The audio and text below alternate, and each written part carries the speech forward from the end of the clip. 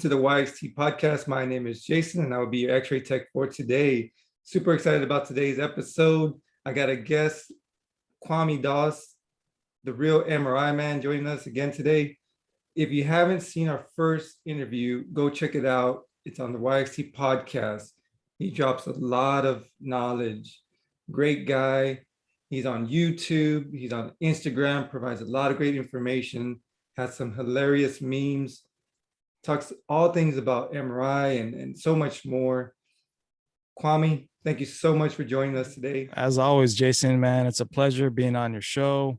I love to talk about radiology. I love motivating people, inspiring them just to be better in life, whether it be MRI tech or, whatever it is, X-ray, ultrasound, doesn't matter, man. We're all in this together and we just trying to get better at this, man, trying to keep it grinding, keep it moving. But yeah, excited to be on here and just talk some radiology, talk my experiences, and share yours, man. Let's do it. Could you talk a little bit about MRI Safety Week? Whenever I think about MRI Safety Week, I think of the one tragic event happened with the kid. In the hospital, they brought in an oxygen tank and it struck the kid, killed him. After that, they decided to make a bunch of different, safety protocols, just higher standards in MRI safety, basically. And I always think about that, I always think about that accident. And it always reminds me, man, of this week, that how powerful the machine is. And it is safe, to scan people in. It's just magnets and radio frequency, but people got to understand the power of it, how strong. You got to respect the strength. And it's when you're an MRI tech, that's your area, that's your zone, that's your house, man. You're protecting it, and you are screening everyone that comes in, even if it's a doctor or a nurse or someone that has like way more, whatever status in you, education, and you got to protect it, and you got to make sure everything going in that room is MRI safe, man, because you don't want something like tragic like that to happen. It was very sad what happened to that kid. And a lot of people don't know about that. A lot of just standard, regular people out there, like, some guards come in with an inmate. They don't know the tragic events that happen in the past, which it's just traumatizing for techs, to like hear about that, or imagine going through something like that. To me, I think of that every time. I'm like, I think of the worst thing. I was like, what if someone brought a heavy metal object and there's a patient on the table, because that heavy object is going straight to the center, and guess where that person's head is? Probably right there in the centers. And the heavier the object is, the faster. So it's like a lot of people just don't know the power of it. They'll, like, some of the inmates, some of the guards, when they bring somebody, they act like they know. You'll talk to, oh yeah, sure, but they'll try to walk in with their weapon or their handcuffs, chain, all that stuff will go flying in there. Like, imagine a gun flying in there, and that's happened before. So it's just, I think about stuff like that, man. And MRI safety is, I feel like it's simple, but it's complicated at the same time, because everybody has their own theory on MRI safety, right? Everybody lets certain things slide. You'll have the OG techs, some of them that been doing it since the 80s. They'll be like, oh, you don't have to change your patient, you can scan them in genes, it doesn't matter. Then you got the ones that become officers, MRI safety officers, right? They go and they get their license or whatever, and they come back super hyped up and very knowledgeable and just almost paranoid of everything. They'll think they won't let someone bring in a phone and leave it on the counter, stuff like that, or they're just really like on it. So it's like so many different levels. It's all scattered from what I've seen. But to simplify it, I would say, you just got to change your patients, man. You got to change them, screen them. A lot of people don't even look at the screening form anymore. They'll just assume it's okay, because like if you're working with two people, someone will screen the patient, give you the paper. Sometimes they won't tell you, hey, look, there's an implant on there, And you gotta review the screening form, but then you gotta ask the patient again before they come in. You have to ask them again, do you have any implants, any surgeries to your brain, do you have a pacemaker, any wires, electronics in your body, do you have any metal on you, anything in your hair? Like, you have to do that every single time. Like, that's what I do. But see, now that isn't the case everywhere you work. I mean, I worked on a trailer by myself. There was nobody regulating me on MRI safety. They say sign the screening form, but there was so many situations, man, I've been in where, there's been some close calls, man. Like, I was on a trailer that I had somebody screening a patient for me, and this guy was, no offense to him, he was coming from Starbucks, no medical background, but he's getting the patient, brought him on, and this patient couldn't really walk, had to bring the table out. And I was like, hey, do you have any metal in your body? And I just casually asked him that because that's what I've been trained to do in the beginning. Any metal in the body, any surgeries, da da da. And he's like, oh, I have a screw in my leg, some screws. And I look at his leg, and I kind of like, he didn't change all the way. He had like pants, not pants, but like he had these long shorts on. And I moved it, and his whole, like, from the knee down, it was a prosthetic leg, but it was made out of like metal, like a heavy metal. So there's no way that's going in there. That thing's gonna pull like crazy. So I was like, oh my God, that would have been nuts if I would have brought him in there. So this has been so many close calls, man. It's just, I'm sure, I've heard some crazy stories too. And yeah, man, I mean, it's just wild. It's wild, man. MRI safety is, I can talk, like I said, I can just keep going on and on because it's every day. It's like we're battling something, an implant. So when you get an implant, you're gonna have to have the patient will have an implant card, and you're gonna have to get the make and model number of that. Then you have to look it up, and it'll tell you whether or not it's safe for the machine. There's different also different levels. They call it the Gauss level, and like spatial gradient level. Certain, like, levels that has to be safe to go into the machine. Certain kind of coils are okay, and some are not okay. So it gets a little deep there, and like, oh, how long can they be in there? How much SAR can they absorb in their body? And like, so there's a lot of little things. Sometimes it gets a little complicated, but you got to just take it step by step, and make sure your manager is giving you time to clear it. Some people have something like a neurostimulator type of thing, or a pain pump, and sometimes they got to switch it to MRI mode. Comes with a little remote, and it's crazy, man. And some patients come, they don't know anything about it. Another thing is, like, say if that patient has that implant removed, some leads could remain there. Like, they'll take the implant out, but they'll have leads going up to the spine. Those are not safe. Those that have to be taken out. They have to surgically remove the leads, because if they go inside the machine, it can cause a electrical shock. Wow. There's so many things, and I don't even think about it anymore because I've gone through it so many times. But as a new tech, it is overwhelming, and Right. you hope to have somebody to help you there. Yeah. But yeah, it's Wow. just, it's so many things, man. We can go we could go all day. Like, Hey guys, I hope you're enjoying this episode. We'll get back to it in just a second. If you're looking for exclusive content and you want to help support everything your X-Ray Tech, then become a member. It's only $6.99 a month.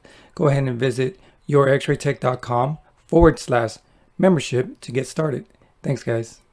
MRI is a huge magnet. I mean, there's signs everywhere before you even enter the room, right? And you're hoping everybody reads the signs before they do walk in. So implants is one of the main things, right? So what are some examples of implants that are allowed in the MRI, and what are some examples of implants that are not allowed, that it's a red flag?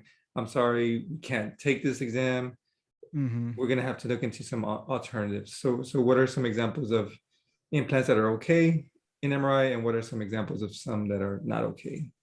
Okay, implants that are okay are like, okay, screws in the ankle, the joints, stuff like that. Fusions in the spine, cervical fusion, those types of metals that were surgically entered, those are safe. And then some people get these like plates from fractures in their skull or surgeries, those kind of plates, that is fine. Cardiac stents are okay. Or the sternal wire used to, open up the heart, those are safe. Joint replacements like knee replacement, that's kind of stuff, safe. Hip replacement, safe. Dental implants, safe. So those are like the easy ones that, patients will ask you about a lot too. They'll be like, oh no, I have a prosthetic hip or I have a knee. Like those are fine, don't worry about that stuff. That foreign bodies, from a war, or like, working in a metal auto body shop, or like, the shavings flying everywhere. We have to do an x-ray of their eyes, right? Or a foreign body, make sure there's no metal in their eyes, or sometimes they get stuff stuck in their arms and their hands, and bullet fragments. Sometimes if they're too close to the spinal cord, it'll be the radiologist. um, it'll be up to them. You leave that kind of stuff up to them. A lot of things now, a lot of implants are safe now, but they're conditional. But the red flag ones working at an outpatient center are like pacemakers. Are a lot of things have to go down with the pacemaker, for you to scan them.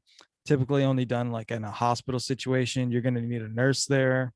You're going to need a representative from the company who made the pacemaker there. They have to put in this like pacemaker MRI mode with like a computer. You have to monitor their heart rate. You have to put some leads on them, and it has to be the right type of magnet too. Usually a lower field.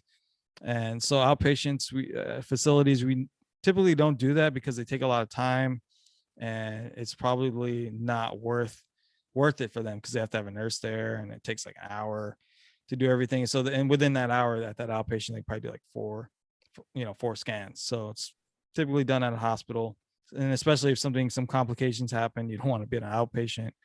Aneurysm clips, red flag there. You definitely want to make sure those are safe. Those are some that you're like, you know what, we got to make sure we definitely need a card, because aneurysm clips in the brain, that stuff, if it's unsafe, the old ones, that can be moving around, it can, from what I've been told, it can kill someone like instantly. So Wow. that's not good. Yeah. Those are the main ones, like, pacemakers, aneurysm clips. Those are like the MRI techs are always, in fear of those. Those are like those are the main ones, man. You The gotta main watch out one. for those. Yeah. Wow. Yeah. Mhm. Even when the patient comes in for an X-ray, they mention pacemakers, and we don't know in X-ray it's okay. It is Mhm. okay in X-ray. In fact, sometimes we take X-rays to see where your pacemaker's at. Maybe that's the concern right now. But definitely bring it up if you're going to get an MRI, right? That's usually what I suggest to them. Oh yeah, Um, for sure. and a lot of times the patients, they confuse MRI with CT because they both Oh yeah. look similar, right? They could look similar. So it's like, oh, one time they put me in the tube and everything was good. Okay, but what kind of tube was it? Did it Was it a make noise? Yeah. CT? Right. Yeah, so a lot of responsibility on the MRI techs. Thank you all so much for everything you do. Thank you for providing this knowledge. So what is something a patient could do, like before they come in for their exam? Let's say it's a scheduled exam. They know they have it. They Mhm. you know they're getting ready for it. It's tomorrow. What is something a patient could do prior to their MRI study? Well, as regards if they have an implant, is that what you're saying? Sure. Let's Oh, say they have some kind of implant, so uh, that's some kind okay. of If they history. have an implant, they definitely want to bring in that card or an operation report. Know where it's done, know how long ago it was, the date, and all that, who did it. Um, for sure. I mean, it's just a pain when they have an implant, like something that like a neurostimulator type of thing, or a pain pump, and something that has a remote. They don't bring the remote, or the remote's dead, that kind of stuff. They have to be, they have to bring that up. I would say always bring up your implants to the scheduler. If the scheduler does not ask you that, just bring it up. Let them know, hey, look, I have this implant. Don't be shy about it, and don't be ashamed of it. We are medical professionals, and they shouldn't be shy. I've seen that too, where they have certain implants, and they don't want to say anything about it, and then we scan them. We're like, what the hell is that, dude? Like, and they're like, oh, I have a penile implant or something. I'm just like, come on, you got to tell us. Like, Yeah. some of those have like a little metal in it. So Wow. I just being thorough with the history, and it helps a lot. And knowing where their priors are at. Some patients are, they come in, they have these crazy implants and they expect to get scanned because they got scanned somewhere else. But Mhm. wherever you go, it doesn't matter. They're going to want to verify that implant because we all have different machines. And like you said, they could have had a CT before. And Yeah. a lot of times it was a CT, not an MRI. So Yeah. for sure. There's different types of MRI machines, right? Could you name a few different types and maybe one that you have worked with and maybe um I don't know, maybe you like that one a little bit more or Yeah. So I'll start with the one that it's kind of like my least favorite. I worked on an open machine a little bit, a Hitachi open. It was a it was like a lower field. And speaking of that, no implants are safe on the open because just many of them were just never tested on an open. The magnetic field goes horizontally, so that could affect the implants differently and make them unsafe. And plus, a lot of them just were not tested on that field. So typically, no one's with implants are ever scanned on there. So, but yeah, anyway, open probably my least favorite, just because I don't know. It's just the type of patients is difficult, and it takes this slow machine, and they're always the ones I've been on are super old. Um, and then I worked on I still do 1.5 Phillips Achieva. nice. Freaking 20 years old, dude. Oh, Old. It's the oldest machine. The coils are hella heavy.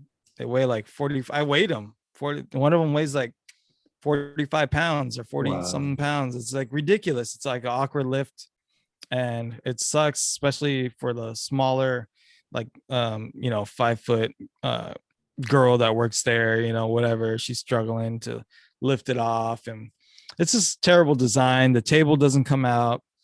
Man, it's so bad, dude. Like, so we had a stat drill there, and it was like the way you got to get this table out is ridiculous, dude. So it's like, okay, I'm gonna try to use my phone, Sure. but okay, so this is a table, and we're like, oh no, the patient's having he's coding, whatever, can't stop breathing, code blue. So I'm like, all right, let's get the table out. So you got to bring this other thing. It has wheels on it, and it rolls, and it kind of like scoops under the table, and you have to lower it down.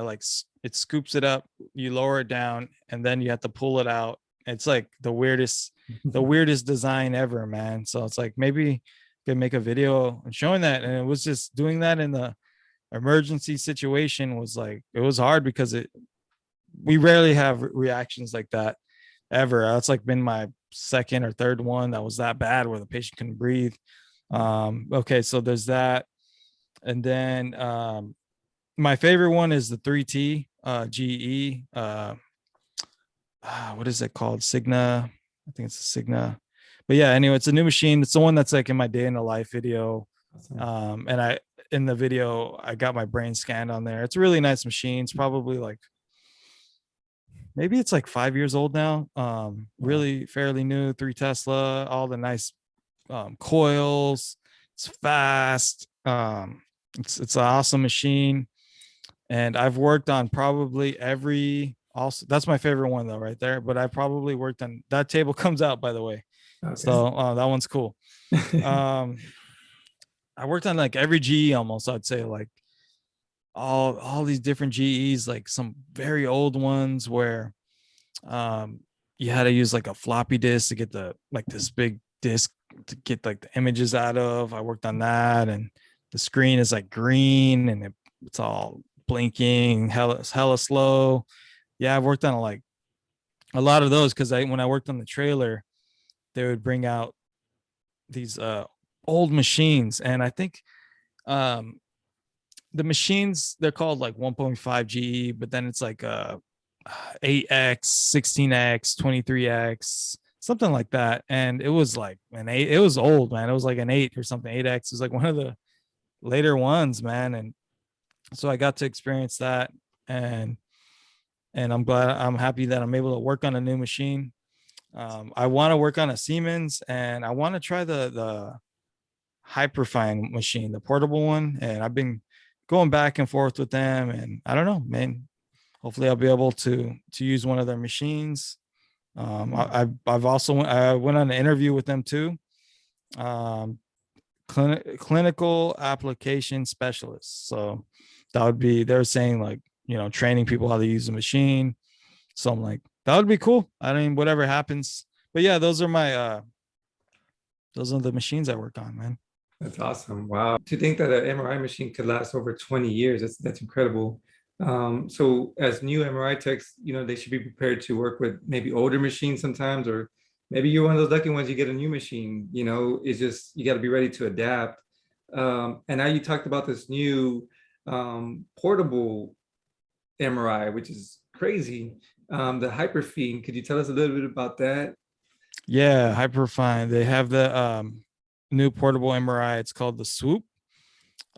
Pretty awesome, and it's a low field, and could just be plugged into like a regular outlet, and Wow. just you can roll it into an elevator. It's you can roll it in the back of like a U-Haul or an ambulance. What they've been testing, I think, in Europe.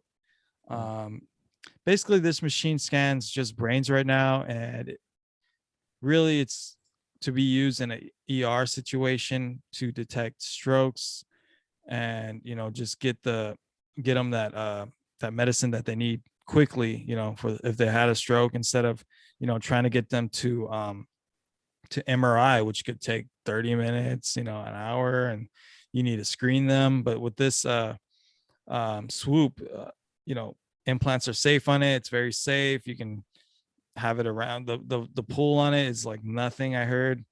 Wow. And it's pretty awesome machine.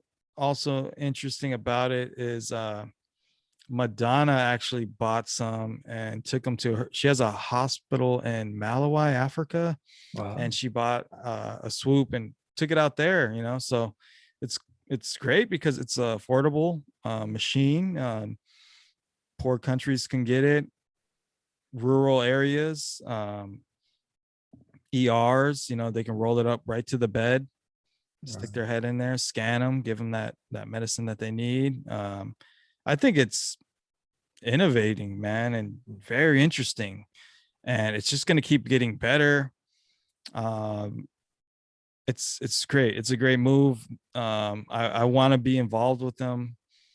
I want to work for them, and I would love to be part of that. And I think it's just going to keep getting better. We gotta, it might not be the perfect machine right now, but nothing's perfect when it comes out. But they're just Right. making moves. It's the first portable MRI. It's FDA approved, and um, it's cool, man. A lot of different opportunities are coming, and it's gonna be crazy. Like, imagine me, MRI man, rolling around the neighborhood with a portable MRI, going to your house and Yes. scan your brain there. I mean, now I have, like, it's like your own business. You're moving around. It's cool. It's awesome. Or imagine you get to go to Africa and scan some people there, or go to a third world country, and help other people bring this out. And I think it's great, man. I love everything about that machine. It's freaking awesome. It's so cool. I always thought about things like this, and it's almost it's almost like the portable X-ray, right? The Yeah.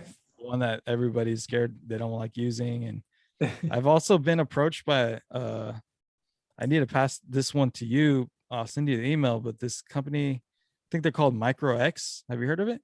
Micro Uh, it's X. a startup uh X-ray company, but yeah, I gotta send it to you. They're coming up with a lighter portable unit, lighter.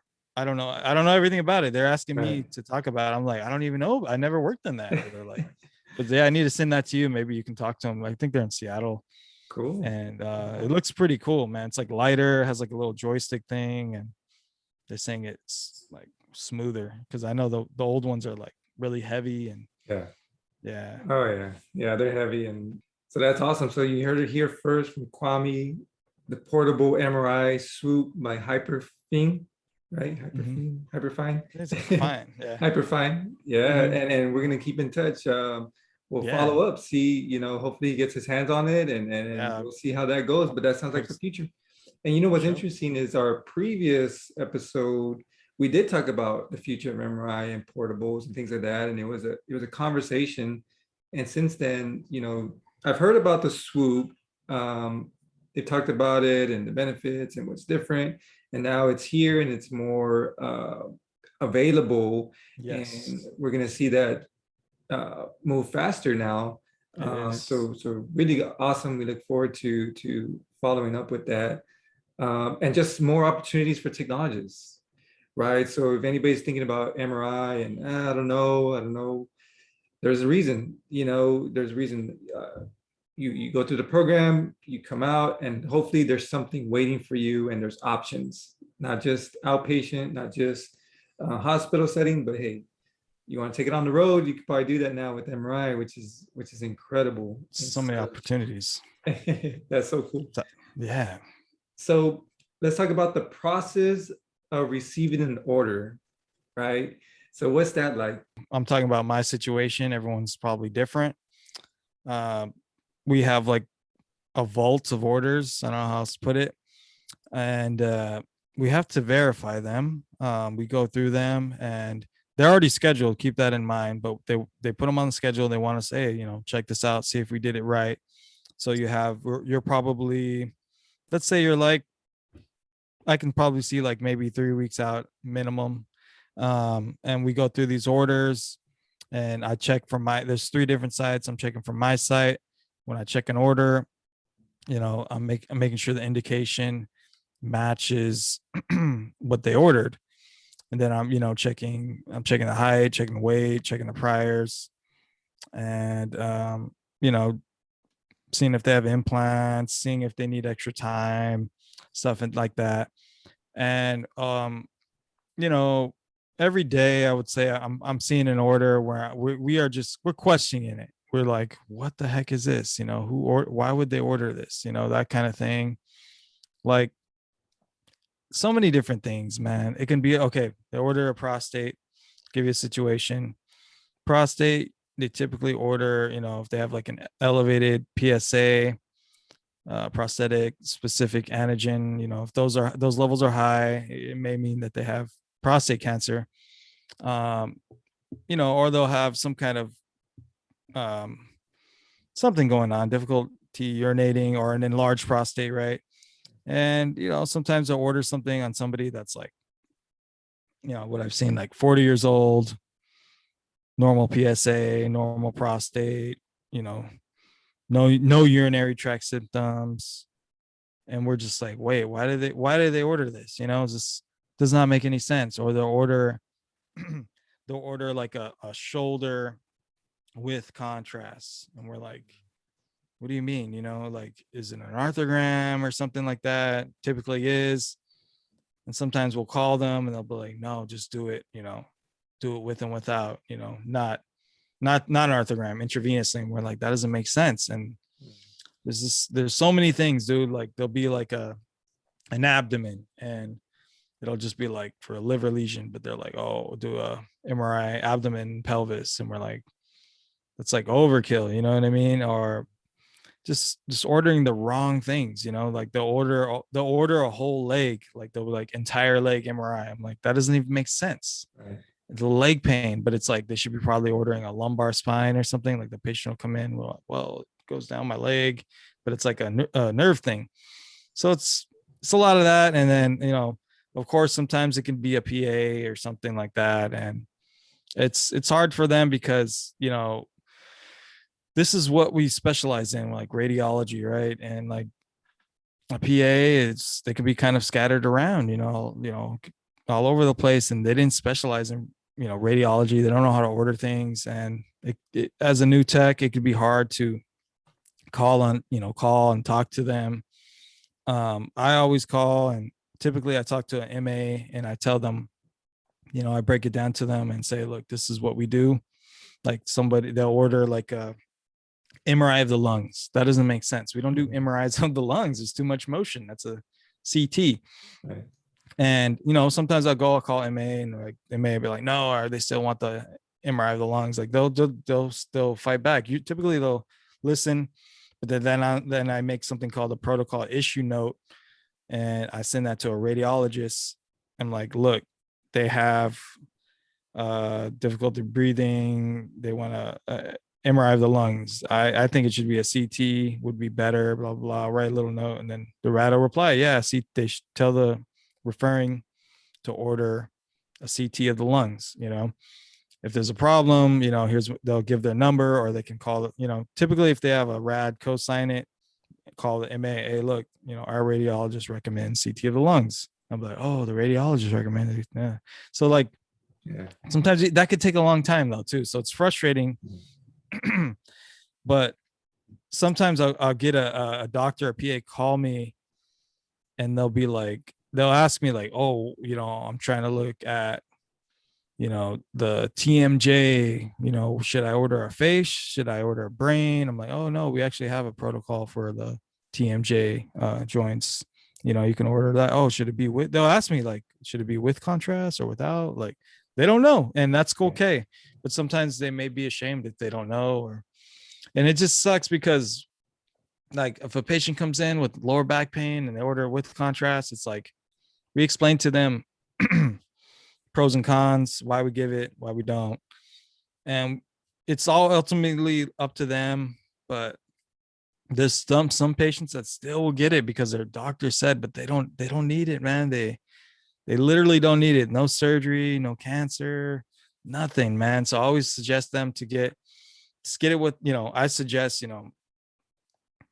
maybe you should just get it without. If they see something, you can always come back. That's typically, I try to lean it more that direction because it doesn't make sense. It doesn't make sense just to shoot people up with contrast. They don't need it to me because they could have a reaction. And there's been that situation where a patient got contrast. They didn't freaking need it, but they wanted it and they had a severe reaction. So it's like bad, like 911 bad. So that's kind of what it's like. And we go through that every day, and we're finding some stuff that just doesn't make sense, or the patient's too big to go on the machine, so we have to switch them around. So that's everyday thing, man.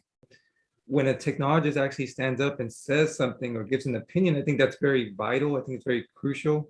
I think we have to say something. So that's awesome that you're doing that, because some people could assume that we're just button pushers, that we just follow what is told, but sometimes that's not probably what's best for the patient or that situation. And as technologists, we see the patient, we get to talk to them, they're in front of us. So sometimes we get to hear a little something that maybe they didn't mention to the doctor or didn't That's mention to right. the PA, but now they're telling us. Yes, for so sure. so we want to make sure that we're working together, and all that, also in a way where we're not questioning their expertise either, right? So it's a That's right. very like, you got to find that balance, right? And it's very gutsy, right? Like it takes a lot of guts for any technologist to say, you know what, let me question this, or let me see if there's something I could do. So my hat's off to you for doing that, and I encourage that. But I also tell students to be careful. Just be careful, because just make sure Yes, you're right, or it makes sense. that's right. I will add this because you don't want to disrupt that relationship with that office, especially if it's a doctor that you see. Pay attention to the doctors that refer all the patients that you get. Pay attention. You're seeing Dr. Bernstein, you're scanning 6 Dr. Bernstein patients a day. You don't want to call that office and make that doctor mad, because trust me, man, these doctors are also ruthless. They'll be like, I'll just send my patient somewhere else. Like Right. I've seen them like that. They'll get for a little thing. Oh, you won't. I remember we were trying to get something. It was an ankle, but it was a lot of doctors don't know, PAs don't know. Ankle and foot are 2 different orders. They're Right. 2 different ankles. I mean, 2 different orders, 2 different angles. The ankle has a different angle, and the foot has a different angle too. It's different. Right. The field of view is different too. So I remember calling a ref doc on that, and they like almost flipped out. They're like, well, if you don't want to do it, we'll send him somewhere else. And I was like, you know what? All right, we're gonna do it.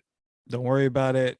And they're like, okay, thank you. Like they flipped out. Yeah. So at that situation, I'm not gonna make it escalate.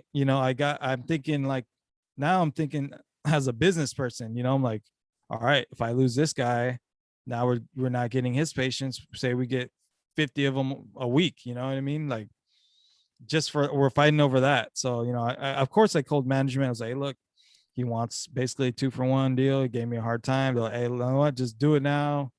Do it now. But then we will talk to him and, Right. explain it later. Who knows what his day's like? Yeah. Doctors' jobs are stressful. So you got to know when to fold them too. Like you can't, don't go in there trying to battle them like it's the 300 or whatever. And you're trying to do all this and that. You got to be polite, respectful, especially, and also respect the MAs too. Cause Right. don't talk down to them because they're pretty smart too. Especially if they've been working there a long time, they know right away. Like I said, hey, with contrast, like this is an arthrogram, right? Oh yeah, sorry about that. That's wrong. Yeah, I hear that a lot too. Oh, sorry, we checked the wrong box. So they know what they're doing. They're working in the orthopedic, working for orthopedic doctor. They're on the phone all day, so they should know some things, that relate to whatever we're talking about. But yeah, man, it's like you said, it's a touchy thing, and just also be confident, and do your research because if you're questioning something, I always go on Google and I look at the indication. It'll be this weird indication. I'm like, well, how do these two things relate? Like, how does this? They're like, oh, it's a hormone malfunction. Oh, that's why it's pituitary scan. Like, so do your research first because, yeah, sometimes they look crazy. Then Right. you look more into it, or they have a prior that you didn't know about, and you're like, oh, that's why it's with contrast. So you got to be careful too. Right. Because hey, did you have a prior back? Why they ordered? Oh yeah. And you look, and they had a mass on the back done somewhere at another hospital, and you're like, oh, that's why. So it's like you got to kind of pump the brakes a little, Yeah. and you just learn. You learn all the different things as you go. But yeah, man, that's And the I ordering. think It can be that's one of crazy. the benefits of having that experience, right? That's something that you can't get right off the bat. So as you're fresh in the field, you kind of have to just, pump your brakes a little bit, kind of like get a feel for the the environment, right? What's that doctor like? So when you say, oh, I got 5 years of experience, that matters. Like, wow, 5 years, you've been through some stuff. I got 10 years of experience. Wow, that matters Mm-hmm. because you know some things, Oh yeah. right? But with a year or two, you still got a lot to learn. Oh There's yeah. a lot to learn, not just the equipment, not just with patients, but PAs, doctors, MAs, you know, MAs. and I agree with you. MAs, I've seen some of them, they run the office. Oh yeah. They're in control. Okay, doc, this is what they want. Okay, this is what the tech needs. And they'll Okay, probably literally bring them the order, huh? And tell the doctor to sign it. Like, hey, look, I changed it, da, da, da, and the doctor will trust them. Isn't that yes. crazy? Yeah. Oh yes, you got to get through them to get to the doctor. Yeah, and you're right about those working with the doctors. You don't want to lose that doctor, so you got to do what you got to do to keep them happy, keep the flow going. So that's a lot of weight on the technologists because you're just trying to do your job. Mm-hmm. It's not like you were trying to say, no, I don't want to do exams today. I'm gonna just push this from the side. No, you're trying to do your job, but at the same time, you're trying to do it right. So I'm glad you're saying something, and hopefully this inspires other technologists. I say it to students all Mm-hmm. the time that sometimes you have to step up, but be very careful how you do it, Yep. especially from a student or early tech. Like just be very careful how you do it, but eventually that's how you gain respect too. That's how you Yes. gain respect, that you're not just another tech, so be ready for that, and it's necessary. It's necessary, and especially if it's in it, with the patient in mind. I'm doing this because of the patient. That's another reason why, to also network with other technologists, get their opinions. Okay, Mm-hmm. what would you do in this situation? So what would be your tip to somebody who's new in the field and runs into an issue with an order? How should they go about approaching it? Like, what would be the best way? The best way is to ask your lead technologist or whoever that's been there the longest. You don't really want to ask the manager unless they had a technologist background, because that's not going to work. Sometimes you work within a company that has different imaging centers. You can call another center, ask for a tech that's knowledgeable, that has some experience on their belt. Definitely, if you're newer and you're unsure, don't just be like, just go with this. Don't do that, because that'll backfire. And if you keep rolling the dice like that, and it doesn't take many times for you to mess up, for you to have this rep where they're like, oh, it's so and so again, they did this, oh, they made this wrong. And it's like, you don't want to start off as that person. It's better to attempt and then ask for help, because at least you're trying, and you kind of start to see how things run. Pay attention, when other techs call offices, see how they talk to them, see what they do, and you start to find out. But I think, it's all, when you call the offices, it's all about respect, and it's it could be a long-term relationship. Calling that office, it'll probably be the same MA working there for years, 5 years, 10 years. And so you never know, because I've seen those people actually come into our center and we scan them. So it's like, it's crazy. So even the doctors will come in, we'll scan the doctor. So it's like, you always want to be respectable, because they'll remember your name, and you're in this community, and we are all a team, though. That's how I kind of see it. We're all in the medical field, especially during COVID, and we all went through certain things, and every office is busy. No one's perfect. Order might not be perfect. And then on our side, sometimes the scan's not perfect. So it's like, we all got to understand these things, because we get calls back from the office too. Why didn't you scan this? Why didn't you ordered the wrong thing? Why didn't you tell us? So it's just like, I would say, new techs, just pay attention and push yourself, to attempt, an easier one, do the easier ones. Start with the shoulder. You'll see this one a lot. I'm telling you, shoulder with contrast, probably an arthrogram. Call them. It says shoulder with pain. All you got to say, typically we do with and without intravenously for, a mass, bone cancer. This just says pain. Should this be an arthrogram? Typically we do an arthrogram for that. And they'll be like, oh, yeah, it should be an arthrogram. So they'll start with an easier one, Right. start with the easy ones, move on from there. And if you don't know, you gotta just ask for help. That's it. That's awesome. That's awesome. Great advice. And you mentioned working with a doctor, and the doctor gives you a lot of patience. That's a sign that you all are doing something right, because he could or she could easily send them somewhere else, right? So when it comes to compensation, I always say with technologists, it's a skill set thing. Like, there's not one number that works for everybody, because some technologists just carry more value than others, especially when you're doing things like what you're saying. There's a reason why they continue to bring you patients at your site, because you're there. And one day, if you're not there, things are going to change, and that patient load might change as well, because the doctor can simply say, look, something doesn't seem the same. What's going on? Oh, it's because we let that one tech go. He's no longer here. It's like, well, I didn't know that. That changes a lot. Yeah.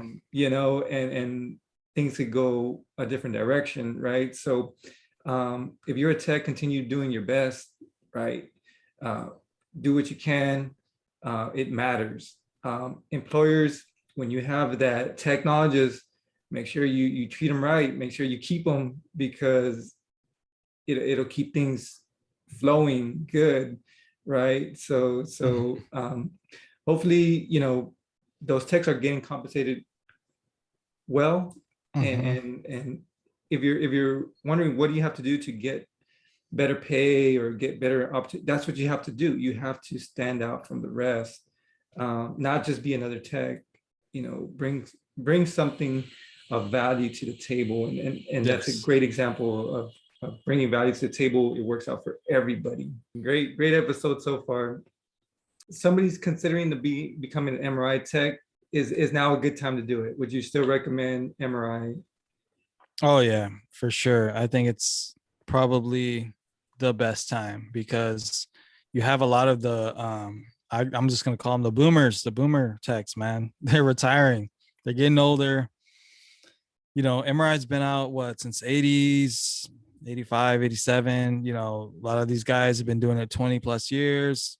They're slowing down. Um, I think it's time, man. I think a lot of opportunities. I'm starting in my area. I'm starting to see more things pop up. Um, I think it's the best time, and I feel like MRI is becoming more available.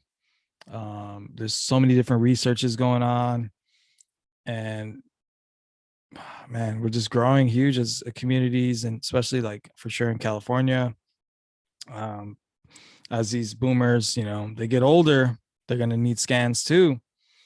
So I think within the next, you know, 5, 6 years, it's just gonna be crazy. It's gonna be a lot of scans. The machines are gonna get better. They're gonna get faster. Thank you, Kwame, so much for joining us today. Before we head out, make sure you follow Kwame on YouTube. Some great stuff on his YouTube channel. Incredible. He's got some new stuff coming out as well. Instagram, he's got some hilarious memes. So Kwame, what would you like to say to the people before we close out today? Yeah, man. Follow me YouTube, MRI Man, Instagram, the real MRI Man. Just stay tuned for some upcoming videos, and I'm trying to do more live videos with your X-ray tech. Not live, but more podcasts, man. I'm trying to get on the podcasting more, just to stay current. But yeah, man, that's it. Just look out for that, man. Awesome. Thank you, Kwame. Go and follow Kwame. Keep in touch. We'll do this again. Unknown. Yes. Check for the merch. The merch.